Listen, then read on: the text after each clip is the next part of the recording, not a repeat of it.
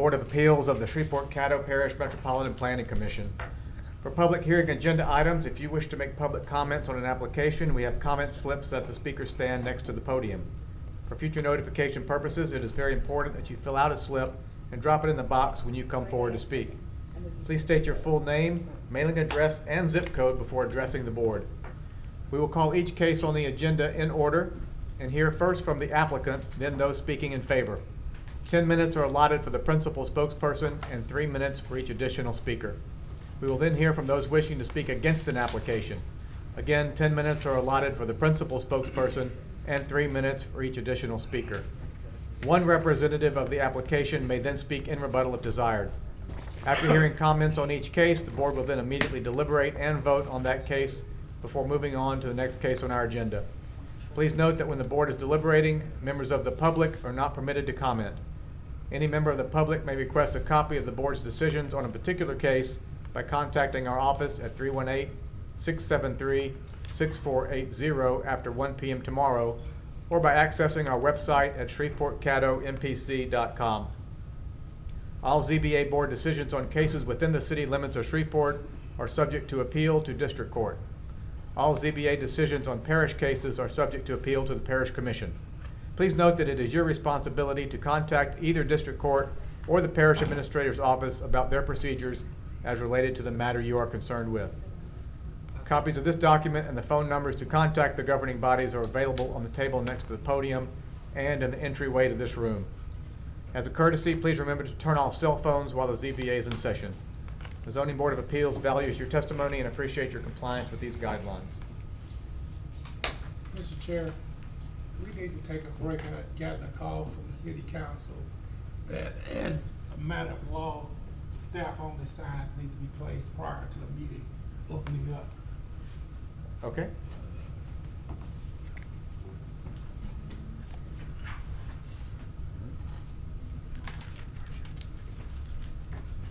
Just one?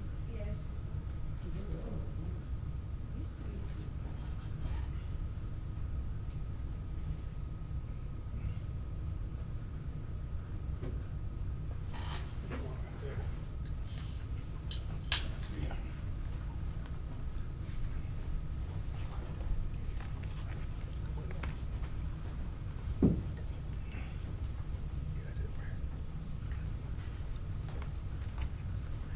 Thank you. All right, at this time we'll have invocation and a pledge of allegiance. Would you please bow your heads? Thank you, God, for this time that we have together. Lord, we thank you so much for allowing us to be here. We ask right now in the name of Jesus that you would bless us as we handle the business at hand. We ask you to bless the city of Shreveport, our mayor, and all of the city officials. We pray this prayer in the name of Jesus our Christ. Amen.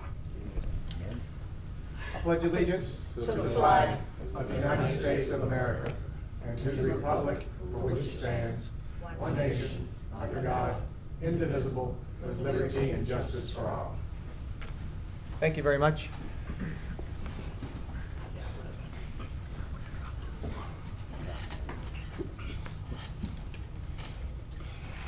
Has everyone had a chance to review the minutes from August 21st, 2019? If so, what do we hear?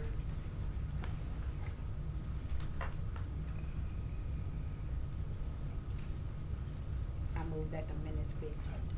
Motion by Ms. Pearson to approve, Second. second by Mr. Moss. Please vote.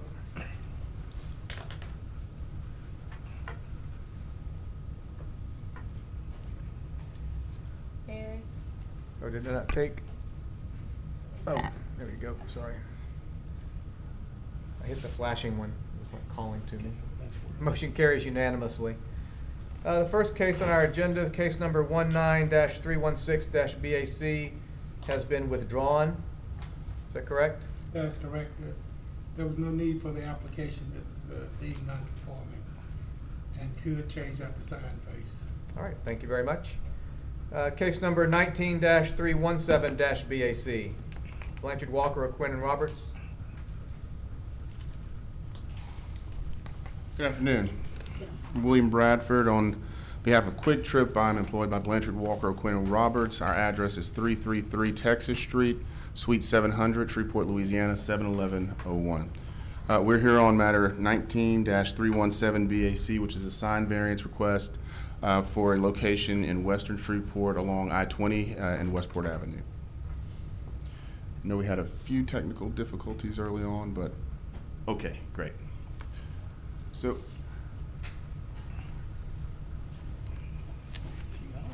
I think you're gonna go to play. Go to slideshow at the top. To the right, there you go. And then it should be a play button underneath it. Yeah, I don't see the play button. Just go to slideshow again. And There you go, play for right the there. beginning. There you go. Push OK. Okay. Well, just double click the first slide. That's what you're trying to do, right? Double click the first slide and you should be able to click from there. Should be. No? But it's playing on my other screen. Oh. It's the way they have the screen. Okay, set up. can we just show it as it stands there? Okay. And I'll have to let you know when to change your slide progression. Okay. To the members of the board, thank you for your time, as well as to the staff. I want to start off by saying, of course, we've worked closely with the MPC and the staff during this process, and they've been more than professional, and we appreciate all of their efforts during this process. And it's our opinion that the staff did exactly what they were supposed to do. They got into the weeds of what we were requesting as well, and by the framework of the book, have provided you all with information in the staff report that is indicative of what the UDC currently allows. However, they are limited in scope in what they can evaluate, and it is this body's prerogative to allow for variances as contemplated under the Uniform Development Code. And so that's why we're here today, is to really address an overarching issue of why we're requesting this additional footage and signage, as well as why it's important for Quick Trip to be allowed that variance while deploying their property and the reconstruction and development of their property here. If we go to the first sign, excuse me, there you go. A little bit about Quick Trip. Quick Trip is a responsible community partner, and so as you're evaluating a variance, that's part and parcel of what the code dictates, is that we're going to look at not only the letter of what's allowable under the UDC, but when evaluating a variance of this nature, what are the overarching and important factors that we're going to consider? And one of the things that the board has the prerogative to consider is really, who are we partnering with as a community? Why do we have these rules in place? And then also, what impact does partnering with a development group like this or an organization like this allow the city of Shreveport? We're talking about tax dollars, we're talking about sales tax revenue, property tax revenue, and a few things about Quick Trip that we need to be aware of. They've been 16 years on Fortune's list of the 100 best companies to work for in America. They're perennially listed on Forbes' top 100 privately held companies, and they've been named among the top 100 best workplaces for women by Fortune magazine. They've never laid off an employee in the history of the company, and the average store manager earns $85,000 per year. The average entry-level assistant manager starting pay is $45,000 per year, and Quick Trip contributes 5% of its profits to charitable organizations in the communities in which it operates. Quick Trip is a national safe place location for endangered youth. And a little bit about what that means. A national safe place location is a place where at-risk youth who are either runaway or in need of assistance can go as a safe location for assistance from other safe place participants and those individuals who volunteer and provide those services through the agency. They also are a great participant with Field of Honor. If you go to the next slide for me. Quick Trip is proud to support the military families, employees, and customers. That is a very important factor to consider in this community, especially with Barksdale being here and the impact the military has on our community. Quick Trip partners with the Fields of Honor to provide scholarship to military families in the cities where they operate stores, commissaries, and distribution warehouses. And there's information for you to learn more about it. But why are we here today? Along with what Quick Trip brings to the community, they bring redevelopment. And the area that we're proposing to locate our site is in western Shreveport, along Western Industrial, along West Burcoons. And as a function of that, we have some limitations, which we'll see further on into the presentation, as to access as well, not access, as visibility. And the proposed billboard that we're discussing actually would be located along I-20 in a manner that would allow for tractor trailers to see it, have the visibility needed to identify that this Quick Trip location is on the off-ramp, just past the off-ramp for I-20 at Burt Coons. If we go back to the slide before, I'm sorry. If you notice the circle, the red circle indicates exactly where that billboard would be located.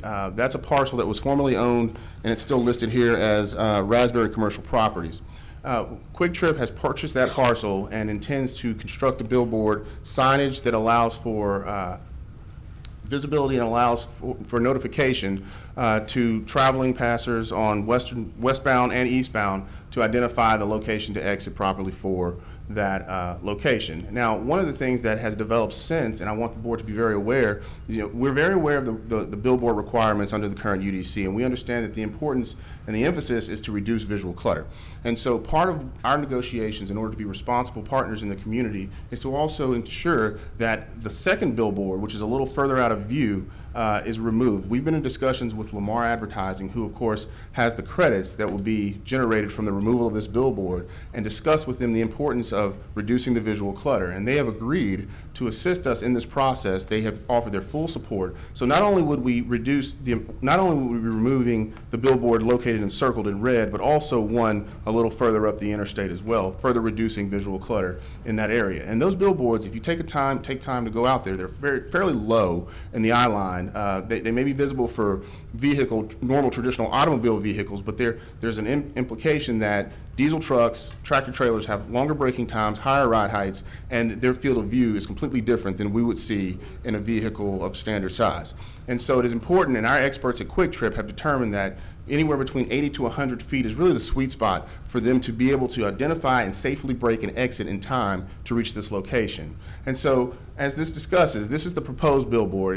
In the current billboard, it's our opinion that the current billboards are obstructed by foliage and that tractor trailer braking requires a longer distance. That's one of the reasons why we're asking for the variance of an additional height allowance to allow for those tractor trailers to see that safely. And unlike nearby, in the staff report, there's a reference to a nearby truck wash. Well, there's two differences that I'd like the board to be very aware of in this situation. First off, the first difference is that truck wash is directly on the exit for I-20. You can see the building, which clearly says truck wash. They have effectively a billboard there, and then they have an on-premise sign that has a similar height.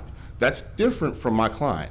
Our client Quick Trip has the issue of being a little bit further down on West Burt Coons, right? They're not directly accessible or visible from the interstate. So the signage here is very important. It's the only beacon that we have as a company to allow standard notification or significant notification to travelers that our services are available. And so, again, this construction works to reduce significant visual clutter, because if you go to the next slide, as we'll see further down, that is the current location. That gives you a very good idea of where the facility is going to be located, which is off of the interstate behind the truck wash that's referenced in the staff report. And so there's a very distinct difference there about why it's important for us to have additional and more visible signage than it would be for anyone who fronts the interstate or who has visibility for their facility and building on the interstate. Additionally, if you go to the next slide, please, you'll see that there's an old Citgo sign on our property. And that sign is dilapidated, it's out of use, it is worn down, and it is exactly what the UDC contemplates removing in the community. We do not want these dilapidated signs. And as part of our build out, that sign is removed. And so this is now, if you count it, the third sign that is being removed by Quick Trip's development in this area. And so we are significantly reducing that visual clutter, but again, we are aligned with the issue that we have a visibility problem. And we recognize that, and that's why, again, we make this request for the variance. And so those issues are outlined in the staff report, but again, we do have respectfully some disagreements on why it's important for us to have this variance here. And again, it's well within the prerogative of the board to allow for those variances if it sees a compelling interest to do so.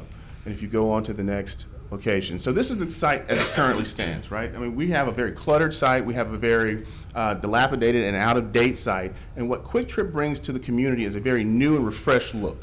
They spend hundreds of thousands, if not millions of dollars in the community, and they intend to continue that trend throughout the city of Shreveport and surrounding areas. So these are brands that are nationally recognized that are interested in entering into our community. And so this is exactly what the code contemplates and what I think the framers of the code contemplated when they developed the allowance for variances. We understand the importance and we understand the position of the staff, but again, we respectfully disagree that this variance should not be permitted. The variance is absolutely what the code considers for the board to allow variances. We are weighing in the economic impact of having a developer like this in our community who's building a good, well-known product, as well as providing additional lighting and safety in that area and activating a really economically depressed area. Because what happens, and in the development world, as a tangible for you all to consider, is that when you start seeing new development in an area, that spurs other development.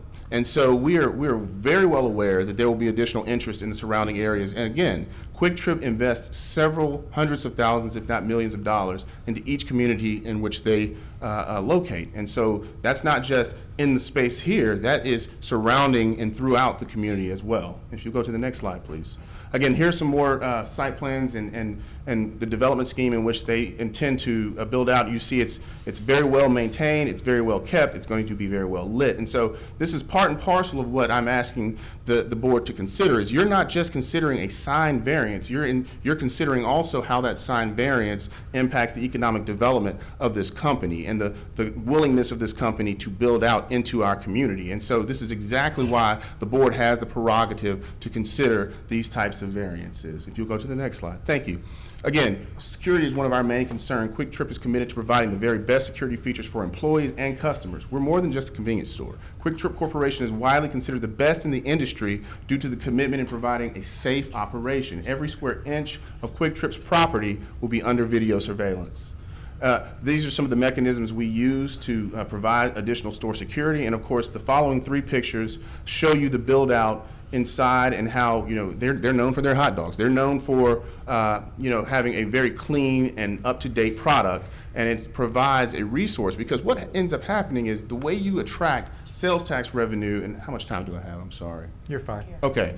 What you have in the sense of attracting new product and new revenue into the city, there's only 2 ways that this city and this area is going to generate additional revenue. And that's either through property tax or sales tax. And so from that space, you want to encourage those tractor trailer drivers, those truckers who are passing through, not to pass through. They want to go to a familiar brand. They want to go to a place that they've been before. And the way you increase sales tax revenue is providing them a better product. That's exactly what my client does. Quick Trip provides not only a better product, a better environment, a safer space, and they provide you with investment into the community. And so that's why we're asking you to consider this variance. We're, again, 80 to 100 feet are the sweet spots for us. That gets us exactly where we want to be.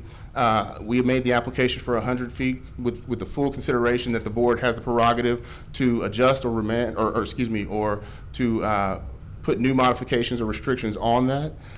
We do think that 60 feet provides us with a competitive disadvantage, and it does not provide adequate time, nor does it provide adequate visibility, considering the fact that we are not exactly located on the interstate like the facilities referenced in the staff report. So while we do, again, reemphasize that we feel the staff did exactly what they were supposed to do in the sense of providing you with the information of what the UDC provides, it is your prerogative as a board to consider all of these factors, including the economic impact of Quick Trip into our community, of bringing Quick Trip into our community, and provide for a variance that allows us to feel comfortable as a developer to build out a facility like this and future facilities within the city of Shreveport. Because this impacts not just this development, but it also impacts their mentality as a developer of how often they want to how often they want to build and how often they want to participate in our community. So I think that is very important for us to consider as the intangibles in this conversation. And I'm here for any questions. We have John Pimentel here from Quick Trip who would be more than willing to answer any structural or questions as far as construction, site plan, any of that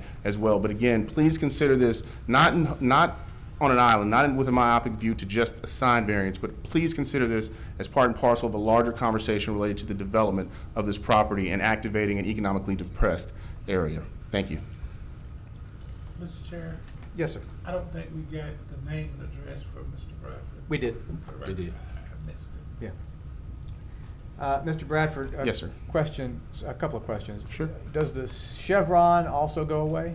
The chevron is being replaced by the Quick Trip. So chevron and Citgo? Citgo, I'm sorry, not chevron. There's a Citgo. chevron on the corner of 511 and 526, so that stays. Correct. Okay. And so just to touch on one thing you said, which I just want to understand clearly, is if you don't get the variance you want, are you suggesting that the project may not happen? I think that it makes it much more difficult for our development team to move forward with a project of this size and scope.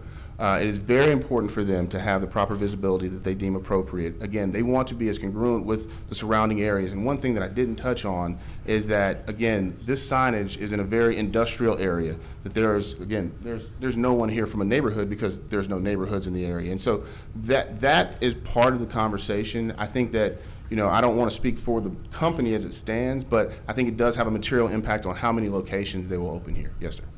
So are you familiar with the state requirements? Yes, sir. And again, we have considered the state requirements, what DOTD will do. I've been in discussions with DOTD as well. One of the things that we need to have on our end before we move forward with that process is the blessings of course, this body. We need to move forward. Again, the development is linear in this case, and so, part of the conversation was discussing with Lamar because we recognize how the credits are impacted. And so it was very important for us to, again, achieve the goals of the UDC by reducing visual clutter from a number standpoint. But again, we need to have guidance from this body as we move forward with DOTD because it gives us a conversation because, again, I've dealt in this world a long time as a city attorney, and I recognize that, the state tends to allow or negotiate more quickly with that issue when we have some guidance from the local governing body. And so, that is a part of why we are here first to have that conversation. If we were to give you the variance of 100 feet, would the state give you a permit for that sign? I cannot guarantee what the state would do. I think that, again, 80 to 100 feet is the sweet spot for us. I think, if we're in the 80 range, if we're in the 80 to 90 range, I think that we have a very real conversation with them about what will happen next as far as that. Again, it goes back to they will give a great amount of deference to what the local body does. And again, remember, we're with the removal of that second sign that's further, I guess that would be eastbound, on the eastbound side of travel, we are creating that 1,000-foot requirement that they're asking for. Yeah, I mean, I appreciate that you're in the process removing some smaller signs. I guess for me, the consideration is that, another aspect of the UDC is to work towards getting rid of non-compliance. Right. So any signs that are above 60 right now are now non-conforming. Right. So if they were blown over in a storm, they would not be able to go back. Right. And if we're trying to maintain a uniform look for that area, I think a sign that's 40% or so taller than the surrounding signs, either the truck wash sign or there's another sign that's further down for another business that's also 60 feet.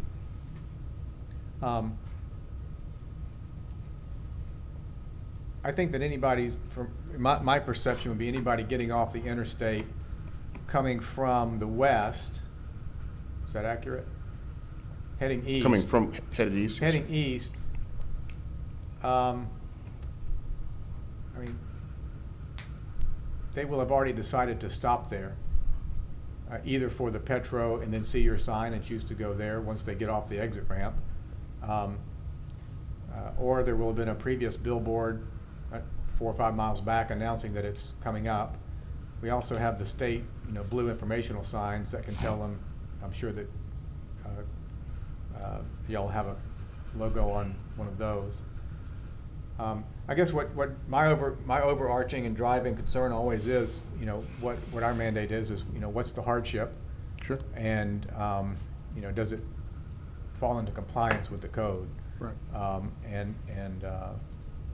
That's what I'll be thinking about. And Mr. Berry, in your deliberations, and I completely appreciate your position on that. I want to make it, again, abundantly clear that, this is an issue that relates to visibility for truckers, but also, to your point, when you're looking around at the surrounding area and the environment around, we are competing against individuals who are located in closer proximity to the interstate. Again, we're losing signage in an effort to reduce that visual clutter. One of the items that you're weighing is why do we have variances in the first place? I mean, they're provided for under the law because there are certain instances where it makes more economic sense as a development group, as an organization that is here for the purposes of spurring economic development into the community, and while regulating in a responsible manner, what impact does it have on the surrounding community, right? And so if this is an issue where we're discussing just a sign, I completely agree with you, but this is also discussing not only a sign, but also the future economic development along an economically depressed corridor. So I would hope that you will weigh that consideration too during your deliberations, and I appreciate your position. Well, I can see that. I also see that, the entrance to the Petro will be exactly where your entrance is on the opposite side of the street. So I don't know that you're that much further off the interstate than the other truck stop. Right. I guess I don't really like the implication that we're being held hostage for this sign, that you may go somewhere else. Again, that's not the tone at all that I'm trying to set for this conversation. It is, this is, again, part of why the UDC was created. And I completely, I was there for the process. I think that one of the things that we have and written into the code that is a benefit for everyone in this room is the fact that you have flexibility as a board to weigh all of those extrinsic factors. And so we're not hamstringing anyone or holding anyone hostage, but as a developer, as my client can articulate, that is a real consideration when entering into a new market. And so what is the impact on the surrounding community? And the reason why I think no one is here is because, quite frankly, in this particular instance, there is no community impact other than unimproved land. And so if we were in a neighborhood or if we were in an inner city area, then that consideration to me is much more grounded in the intent of the UDC. But in this instance, we're discussing, and you bring up a good point, we still have to go to the DOTD. But as a developer who's now entering into a new market, they're not in Louisiana. As a developer who's entering into a new market, these are considerations that will be weighed in their boardroom.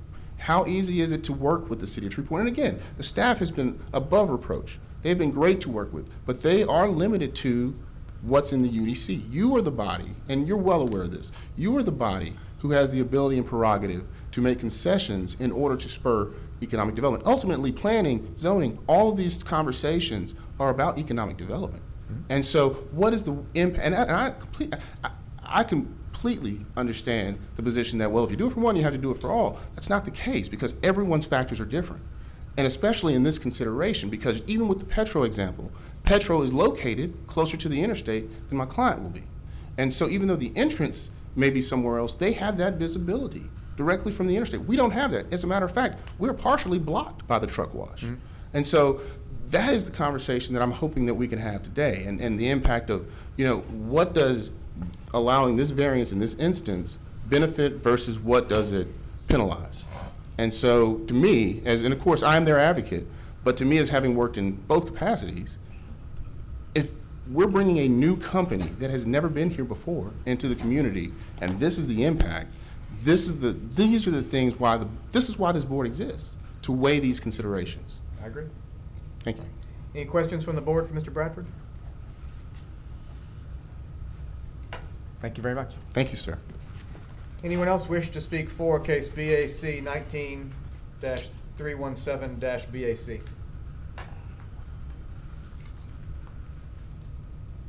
Anyone wish to speak against BAC 19-317-BAC? What are we Just for here? a comment, Mr. Chairman. Mr. Clark? Just for a comment, the staff is very supportive of economic development, and the staff is very supportive of new businesses coming in to the city of Shreveport. We have a responsibility to the citizens of Shreveport, and that is to uphold the laws that the legislative branches of government have enacted. And one of those laws is the billboard ordinance of the UDC. And we have tried very diligently to uphold those requirements with the billboard industry. And we have been in deep conversations with them. And we're at a point where we're on the same accord with what we're doing. And this is why the staff report reflects the things that it reflects. And we were just looking at the criterias that are available for granting variances, and Mr. Jean is pulling that up. And Mr. Jordan can share with you the requirements from the state of Louisiana for billboards, who are the parent of the interstate system. And if you'll just allow for your informational purposes, these two bits of information in your, prior to your deliberation, Sure, Mr. Jean. We go to the approval standards? not the variance. This one. Yeah, yeah. Yeah. Okay. So this is the approval standards that's listed under the variance to zoning under 16.4. And I'll be reading from subparagraph E.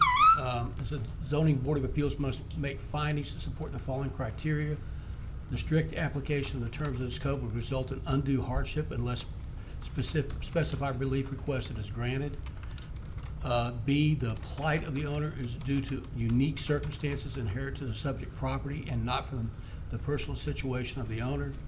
And C, the variance, if granted, will not alter the essential character of locality.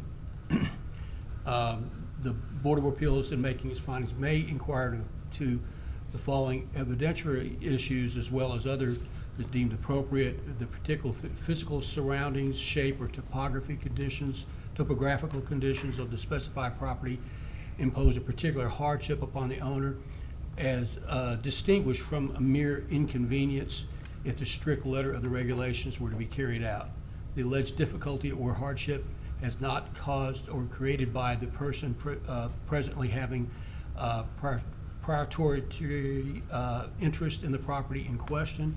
The granting of the variance will not be detrimental to the public health, safety, and welfare, and the proposed variance is consistent with this code. That pretty well shares with you why we made the recommendation that we made. There are no apparent hardships that's in place in order to grant this variance. It's just a possible desire to obtain the upper hand on the competition. And Mr. Jordan will share with you the state requirements for billboards along Interstate 20. Mr. Jordan? When the information packet for the control of outdoor advertising, the state says the size of signs, the maximum area of any one sign shall be 12,000 square feet with a maximum height of 30 feet and a maximum length of 60 feet, inclusive of any border and trim, but excluding the base or apron supports or other structural members. Number 2, the area shall be measured by the smallest square, rectangle, triangle, circle, or combination thereof, which will encompass the entire sign. Number 3, the maximum size limitations shall apply to each side of the sign structure, and sign may be placed back to back, side by side on a V-type construction with not more than 2 displays to each facing, and such sign structure shall be considered as one sign. Each side of the sign structure shall constitute a sign face. Therefore, the maximum number of sign faces allowed per structure shall be 2 when viewed from the controlled highway. 4, the highest point of any sign except a roof sign, as otherwise provided in this paragraph, shall not extend no more than 60 feet measured from either ground level at its supports or the nearest edge of the main traveled way of the controlled highway, whichever is higher in elevation. However, the highest point of a sign may extend to a height of no more than 100 feet, only if the sign is placed and erected within 300 feet of a sound barrier wall. Thank you. Thank you, Mr. Jordan. And do we know, is that an appealable process? That I do not know. We Mr. do Clark, not do you- know. We've never had a decision that we made be appealed to No, I this. mean, can you appeal to the state, You- like you could appeal to us? Is there a You state can- zoning board? Sorry. And we don't know. There are appeal mechanisms in place for the state, and there are also administrative remedies that are available before you enter into that process. All right, thank you very much. Okay.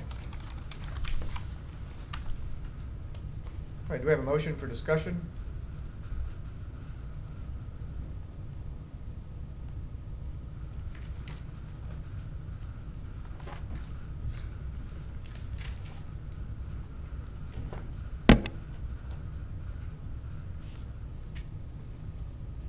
You know, really don't understand. Can't move forward without a motion.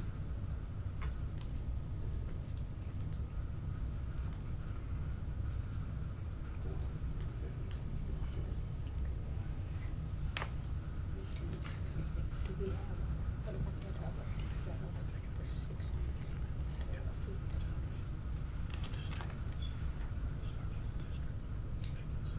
We need a motion to discuss. Make a motion to approve the staff recommendation or whatever you want to approve. You can change it later. I make a motion to approve. We have a second? Making a motion to approve what, the recommendation of the staff? The staff recommendation.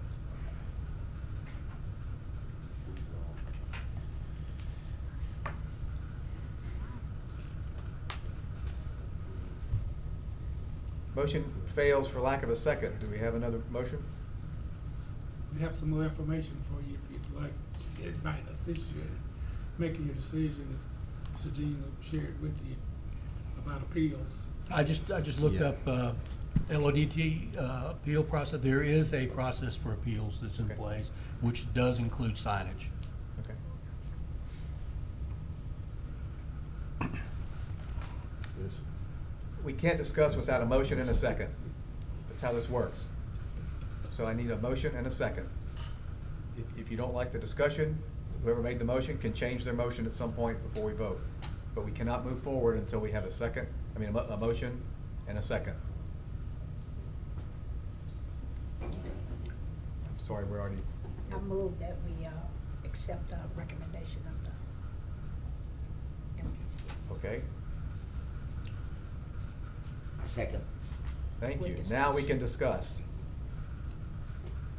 So, what's the discussion? What are your concerns? Clearly, you have reservations. I guess my thing is that, I know why the UDC, we do what we do and the rules and regulations are there for a reason.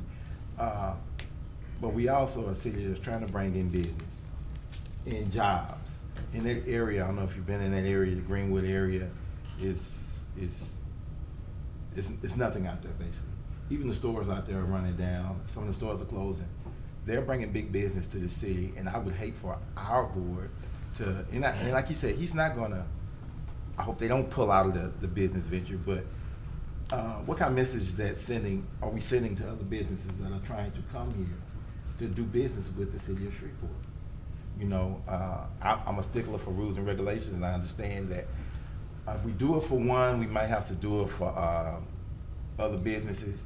But I in just looking at the presentation and what they bring to a city, and I don't know if you travel, I travel a lot. I stop at those stores a lot. Some of them are smaller, some of them are big. They are bringing a lot. That's going to be a plus, not only for Shreveport, but for the citizens of Greenwood. So I would want this committee to take that into consideration, because they're gonna have to go to another step.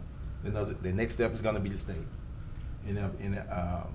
I wouldn't want to send a message out saying that we as a board, because of a variance, that we're turning away business. You know what I'm saying? Mm-hmm. Yeah. It's just how I'm looking at it. I read this thing last night, and I looked at it last week. Matter of fact, I was looking at the packet, and I was like, man, they're gonna bring some big business here to Shreveport. I drive that area every morning to take my daughter to Walnut Hill. They had a station that was there, I guess I want to say last year or 2 years ago. It's closed. I never noticed it was closed. I'm like, wow. If that trend continues, there's not going to be anything out there but a Wendy's and the Iron Skillet. You know, so I just, and like I said, he said they might not pull the plug on this thing, but I just don't want to send that message out to the citizens of Shreveport and Greenville. And like this, Ms. Pearson? yeah. Well, I kind of agree along that I know they're asking for 100 feet. I mean, would you guys consider somewhere in between 60 and 100? Well, he can't come back to the He can't podium, come. come to the lectern, I'm sorry, but he did mention in his talk, their sweet spot is 80 to 100. Yeah. So if you're comfortable with 80 as a compromise, then you could amend your motion to provide for a variance allowing an 80-foot sign and then approving the maximum sign area of 612. And that would keep it compatible with the size of the other signs. Okay. And still allow 20 more feet. 20 feet. 20 to- more feet. Which is within the range which Mr. Bradford indicated it was their target. Well, I'd like to amend it. So the motion, as I understand it from Ms. Pearson, is to approve a height variance of 20 feet, thereby allowing an 80-foot sign, and approve a maximum sign area of 612 square feet to ensure consistency and compatibility with the nearby surrounding area. 1 second. Do you maintain your second on that, Mr. Balcom? I maintain my second. Mr. Clark? Mr. Chairman, I listened to the discussion by Mr. Moss, and I think that the city of Shreveport is open for business, and I think the city of Shreveport modifies as much of its ordinances as possible to ensure that the process of getting approvals done in order to bring new businesses into the city are done, and they're done expeditiously, and that's been proven over the months. I do caution you in your deliberation and in your decisions that, as you said earlier, if you're being held hostage by anybody that's coming into the city that can make a contribution to the city and can replace a operation that is, as Mr. Moss has alluded to, in horrible condition, and that the only reason they will come is that without any criteria, without any of the things that you've heard that grants you the rights to grant variances, you grant one just based on the fact that you fear that if you don't break your laws, that they may not come into your city. I don't think that's what the citizens of Shreveport want. I don't think that was the intent of your role in the process. I think that if there was, legitimate reasons, if there was reasons because of topography, if this was sitting down low, other things that prevent a sign from being seen, I think that would be very much in your mode of operation to consider. But with all of the provisions that the highway department has granted for recognition that these uses, I travel a little bit, not quite as much, but I travel a little bit, and I watch the blue signs as I'm traveling down the interstate, along with other billboards to know what's at the next exit. It's not like you will just be driving down the highway and all of a sudden you say, oops, I missed that chance to get some gas. I just will caution you that we do not feel that adequate information has been provided to justify granting a 20-foot variance of height to every other billboard that's along the interstate highway. Thank you, Mr. Clark. Any more discussion? Do you wish to keep your motion as is, Ms. Pearson? All right. Then let's vote. Do you have a question? We're voting to, Yeah, so I'll restate the motion in second. The motion is to allow a 20-foot variance, thus limiting the sign to a maximum of 80 feet, which is actually the only thing that changes on your staff recommendation language, and recommends approval of a maximum sign area of 612 square feet. That's what we're voting on. If you want to allow a variance of 20 feet, and that's the only thing that changes from the recommendation. Please vote.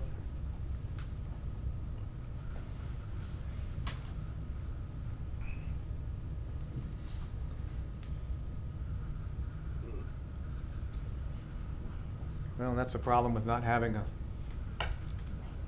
our seventh member. So we have a tie, we have to get a new motion. We've been down that road before. Or you can defer and continue until you have Yeah, 5 bring it members. back next month. Somebody make a motion. If nobody's gonna- I make a motion that we hold this over until the next regularly scheduled ZBA meeting. So there's a motion on the floor to defer and continue for 30 days. We have a second? Second. Please vote. Oh, sorry, I fat fingered it. Hold on. There we go.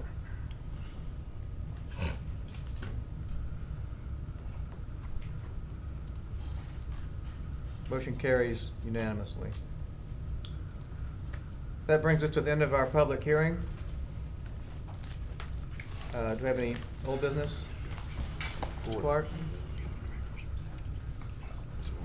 Do you have any old I have business just or a couple of things report? to be at my point, sir.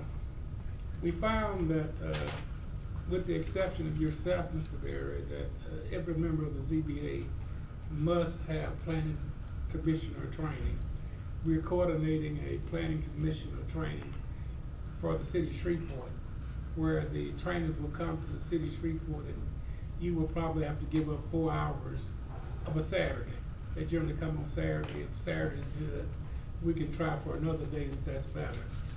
But if you said Saturday is the best day for you, we will set up that training where you can just come. It'll probably be at one of the local hotels, and we'll get that taken care of, then this board will be in compliance. As far as, we are very, very hopeful and very optimistic that you will have your 7th board member by next month's meeting. We've sort of gone along with 6 board members for about 4 to 6 months. The parish and the city you had to agree on this particular joint appointee, and we should have that done by the October meeting. All right, thank you, Mr. Clark. Any comments from the board? All right, thank you very much. Our next meeting is October 16th. We are adjourned. Go ahead, does Saturday work for y'all, or y'all want to do Friday morning? One more time. For that meeting, you talking about I'll follow y'all, whatever y'all like. Saturday morning,